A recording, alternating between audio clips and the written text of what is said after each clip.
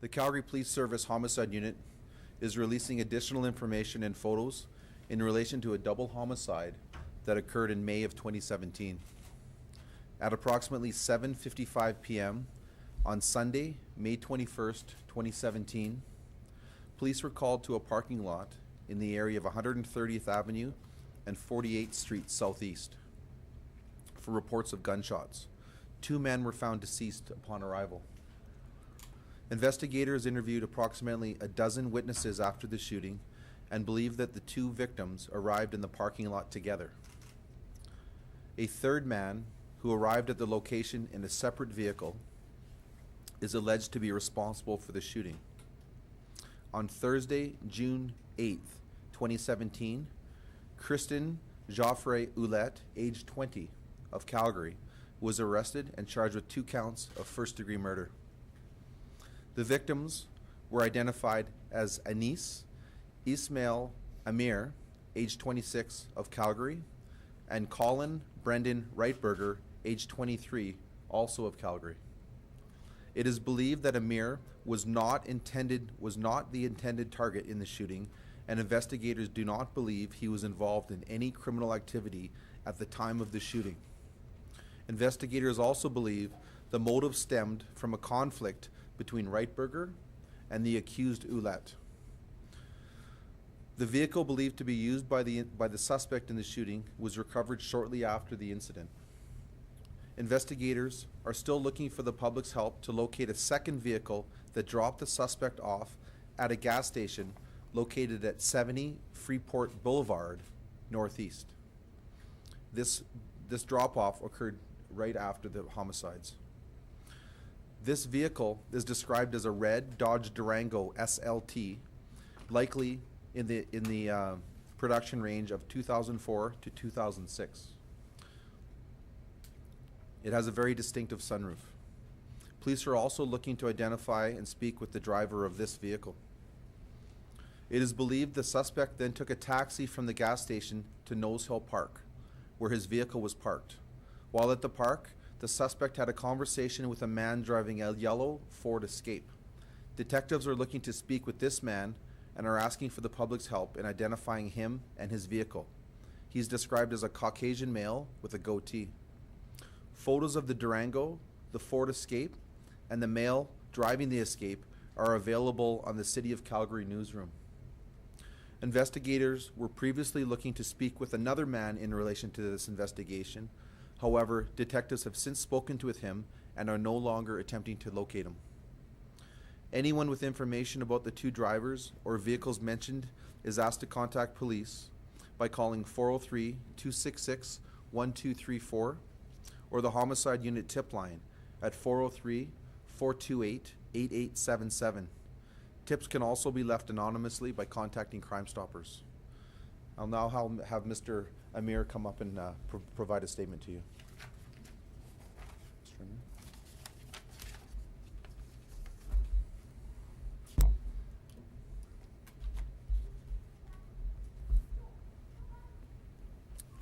Hello everyone, I am Ismail Amer, the father of Anees Amer. May God bless his soul. Anees was born on May 27, 1990, and he was 6 days short of his 27th birthday on that day. He was my second son. He was the apple of my eye, the love of my life. On May 21st, Anees was taken from me, his mother and his brother and his sister. From the moment that he opened his eyes, I knew he was special. Anees was so kind, caring, loving, and supportive to his friends and family. Anees was known for his amazing sense of humor and his charismatic personality. Until this day, his memory remains cherished by his closest friends and his family. Anees was only 26 years old when he was murdered. Anees was innocent. He had no reason to be shot and killed in public. He was in the wrong place at the wrong time, and he has no ties to any drug groups in the city, as some media outlets reported, based on no evidence, no matter who he was with at the time and no matter who his friends were. At the time, our family had lost one son, and Anees was aware of this. He would have never put his life at risk for the sake of his family. Unfortunately, he was murdered, and now there are so many things that my son will never get to experience. My heart is broken. It will always be. Life will never be the same without his light. Our family will never be the same. Anees was my friend, my light. He was the rock in our family. Anees was not only hardworking, but he had a heart of gold. Anees would give the shirt off his back, and he was always there for his friends and family. Anees would call his mother every night before bed and tell her that he loved her. He was always there for his siblings. He helped support his young siblings throughout their college education and was there for them when they needed anything.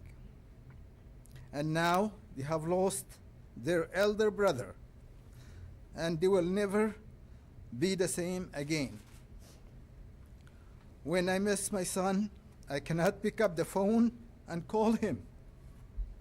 I cannot eat dinner with him, celebrate his birthday, or any other events, no matter how small or significant they are.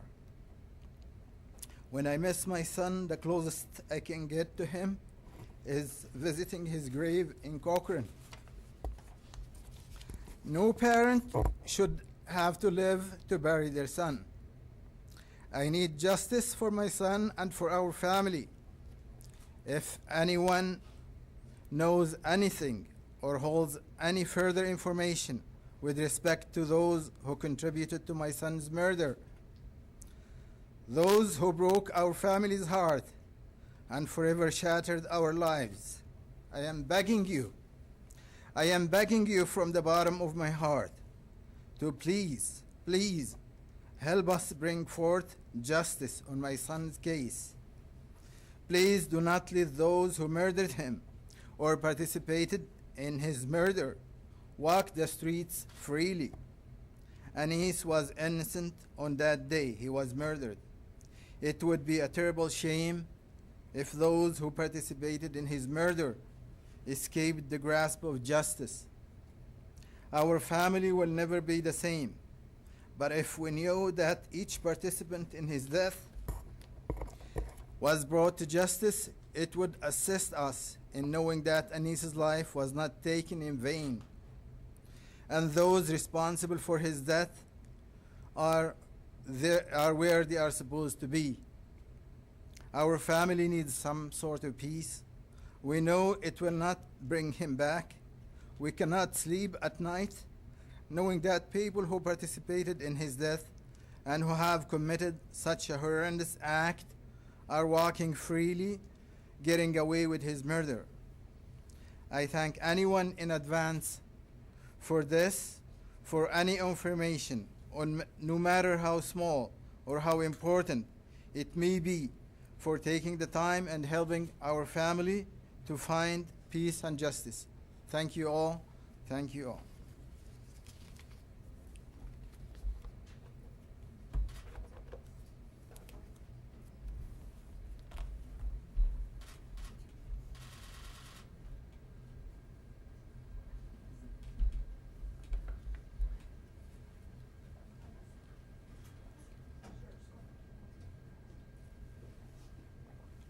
I'll take any questions anyone has now. So, Inspector, since Ismail wasn't the intended target, do we know why he was with REITBERGER at the time? Do we know why he was accompanying him to the parking lot? I guess the investigative theory would be that they were friends, that REITBERGER and Amer were friends.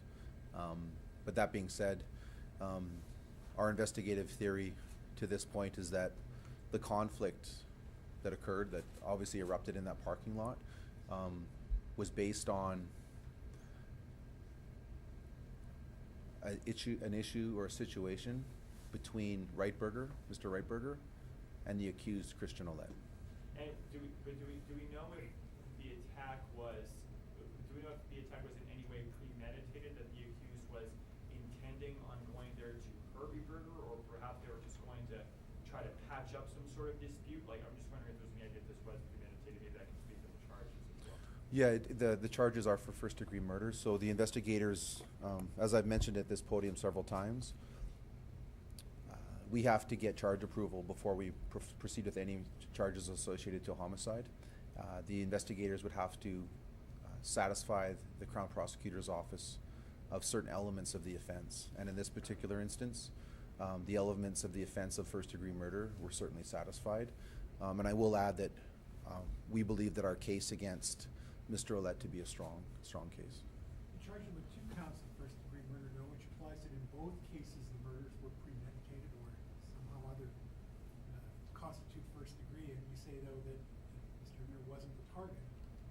How does that jive?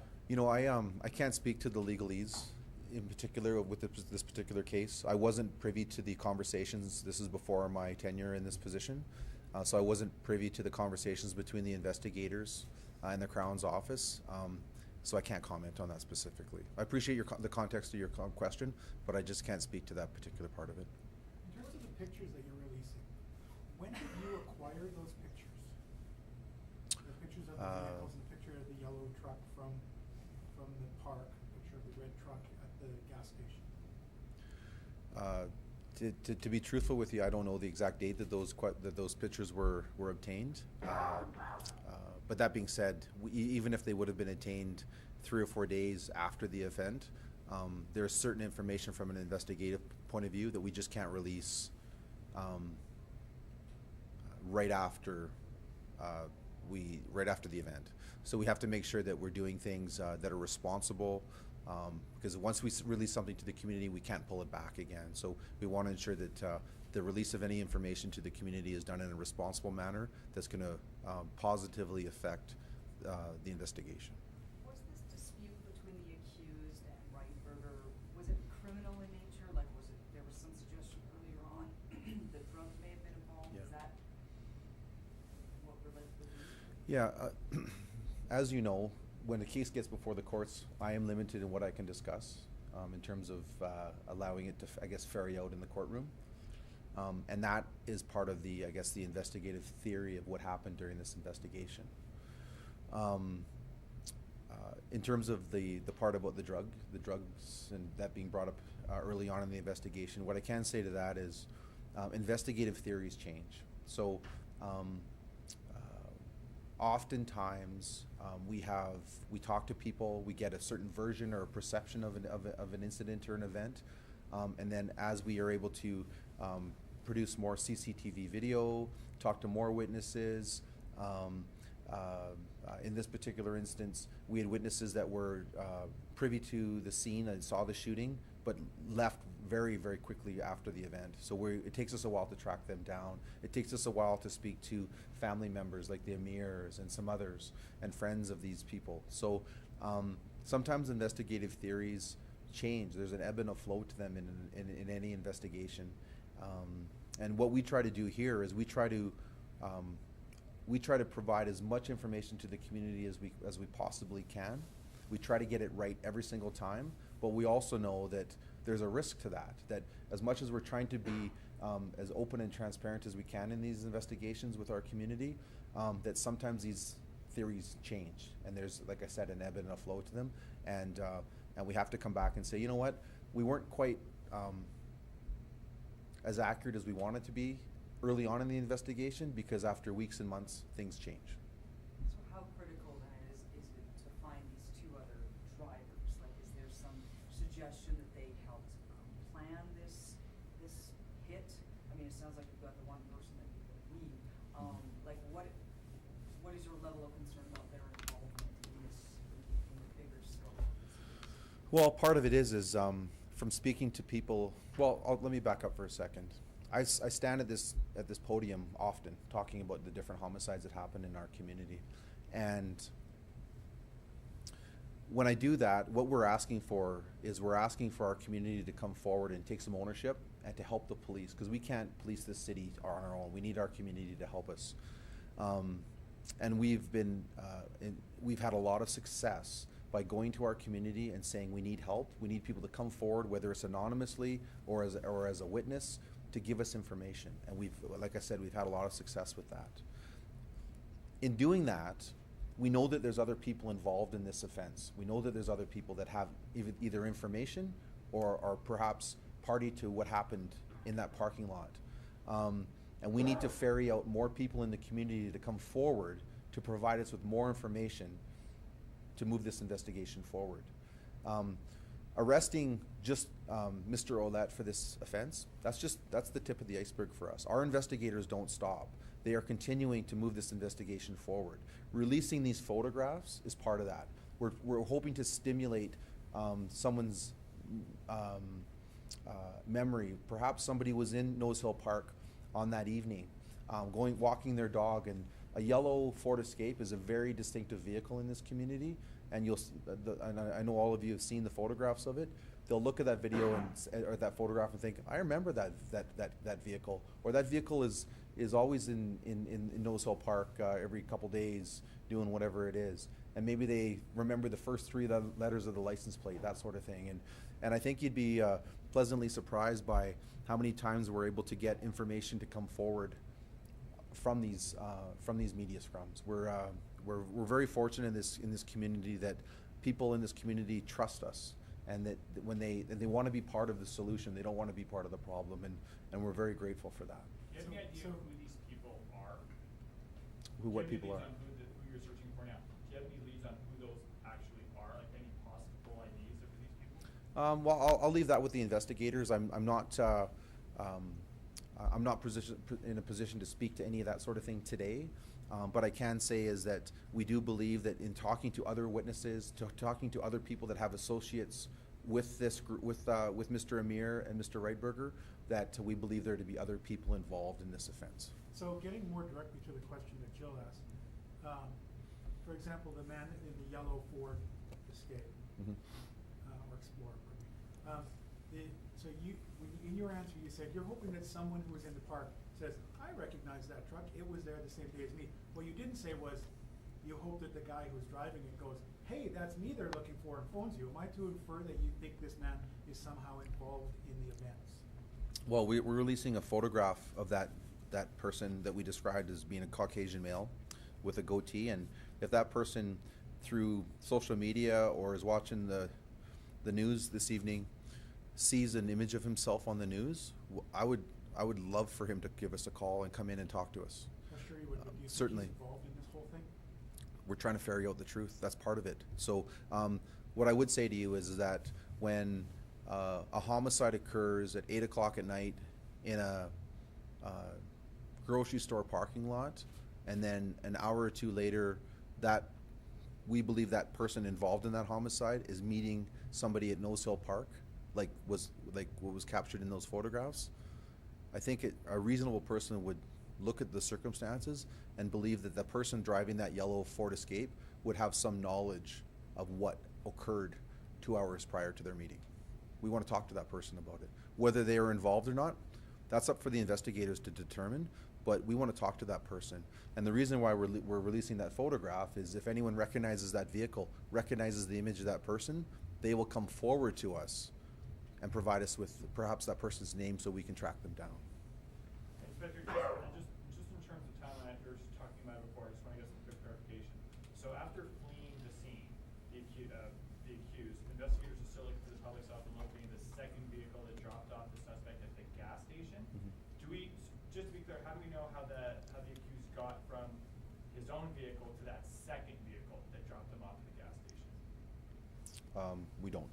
So we know that the person was picked up by that Durango and dropped off at that gas station on Freeport Boulevard.